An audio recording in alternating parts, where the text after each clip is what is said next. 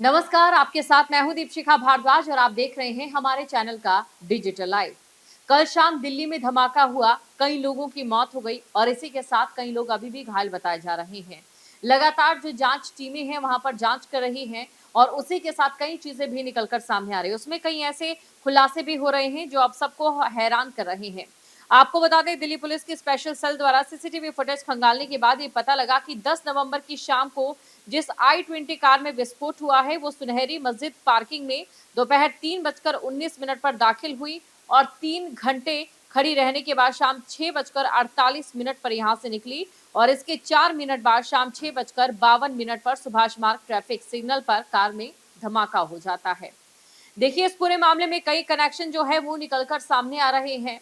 शुरुआती जो पहले जानकारी मिल पा रही थी उसमें ये बताया जा रहा था या फिर ये समझा जा रहा था कि जिस कार में ये ब्लास्ट हुआ है वहां पर सीएनजी ब्लास्ट हुआ होगा, सिलेंडर फटा होगा और बाकी जो गाड़ियां हैं उनमें भी फिर इसी प्रकार के ब्लास्ट हो गए होंगे, क्योंकि जो चश्मदीद थे वो ये कह रहे थे कि 2 ब्लास्ट वहां पर घटनास्थल पर हुए हैं। ये ब्लास्ट इतने बड़े थे कि आप अंदाजा लगा सकते हैं, लगभग 100 मीटर तक गाड़ियों के परखच्चे उड़ गए और इसी के साथ आपको ये भी जानकारी दे दें कि जो शवों के चिथड़े थे वो भी जगह जगह पर देखने को मिले। और साथ ही आपको ये भी बता देते हैं कि किस प्रकार अब फरीदाबाद में जिस प्रकार से कल सुबह जो गिरफ्तारी हुई थी और 350 किलो के करीब जो आरडीएक्स माफ कीजिएगा, जो 350 किलो अमोनियम नाइट्रेट बरामद किया था उसका यहाँ से क्या कनेक्शन नजर आ रहा है। तो देखिए, कई तरीके की चीजें निकलकर सामने आ रही है, लेकिन ब्लास्ट वाली जो कार थी जिसमें ये ब्लास्ट हुआ है वो सितंबर में उसका चालान कटा था और चालान कहाँ कटा था ये भी आपको बता देते हैं। फरीदाबाद की तिकोना पार्क में ये चालान काटा था, जहां पर गलत पार्किंग में ये गाड़ी खड़ी थी और इसलिए 1500 रुपए का जो चालान है वो काटा गया था। और इसी के साथ सबसे भी ज्यादा हैरान कर देने वाली बात है कि फरीदाबाद में ये चालान कटा और साथ ही फरीदाबाद में ही कल जिस प्रकार से छापेमार कार्रवाई की गई है वहीं से 350 किलो जो है अमोनियम नाइट्रेट बरामद किया गया। साथ ही आपको ये भी बता दें कि यहाँ से अमोनियम नाइट्रेट बरामद किया गया था और जो जहां पर गाड़ी उस दौरान खड़ी थी वो सिर्फ जो मुजम्मिल है उसके घर से सिर्फ 25 मीटर की दूरी पर थी। ऐसे में साफ तौर पर यहाँ पर एक फरीदाबाद का जो कनेक्शन है वो निकलकर सामने आ रहा है। और साथ ही आपको ये भी बता दें कि गुरुग्राम में रहने वाले सलमान की कार पुलवामा की तारीख को बेची गई थी, तो पुलवामा का कनेक्शन ये भी है।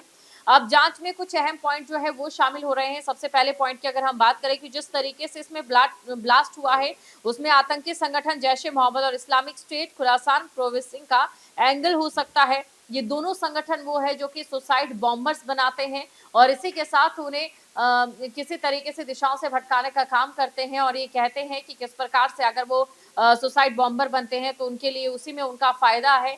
पहला एंगल ये। और दूसरी बात की इस बात में ये भी आशंका है कि i20 कार में ब्लास्ट ना होकर हो सकता है ये ब्लास्ट किसी और गाड़ी में हुआ हो। ये एंगल किस तरीके से, इसके बारे में आपको समझा देते हैं। दरअसल बात अगर अमोनियम नाइट्रेट की हम करें तो जो अमोनियम नाइट्रेट है अगर उसमें ब्लास्ट होता है तो अमोनियम नाइट्रेट की जो संख्या है या फिर जो उसकी मात्रा है वो लगभग टन में होनी चाहिए। अमोनियम नाइट्रेट में ब्लास्ट तभी हो सकता है अगर वो टन से कम है, कि अगर वहां पर आग पकड़ गए।